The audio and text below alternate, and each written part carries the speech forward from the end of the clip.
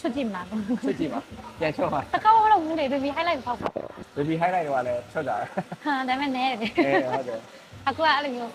တကြီးညီတဲ့အဲ့လိုဆိုးချင် တကောင်းလုံးချွတ်ထည့်တာ ဟုတ် ပုံတွေပါရှင်းပြကြည့်ပါ လိုက်မလားတော့မသိဘူး လိုက်ပါတယ်သူကမစ်တီးအောင်ပေါ့ ဟုတ် နော် ဟုတ် အခုခေတ်စားနေတော့ပါအခုဒီ highlight ဖောက်ထားတာတွေကိုအယောင်ပြန်မိန်လိုက်သေးလား အကုန်ညက်လိုက်ပြီ အကုန်လုံးညှက်လိုက်ပြီဩဒီတိုင်းမှာအယောင်နည်းပြန်ထိုးထားတာ အညိုရောင်ဆိုးတယ် အညိုရောင်ဆိုး အညိုရောင်မှလုံးဝဒီမိန်တဲ့ဘက်လုံးဝနဲဘက်မဲဘက်ကိုရောက်တဲ့ဘက်ပြန်ဆိုးလို့လည်းရအောင် ဒီဘောနေနေပါရောလှုပ်သေးလား လောက်တယ် လုပ်လိုက်တယ် ရှင်းမဲ့ရောင်းတယ် ဩဒီဘောနေလှုပ်ပြီးတော့အယောင်ဆိုးလိုက်တယ်အမိန်လုံးအယောင်ဆိုးလိုက်တယ်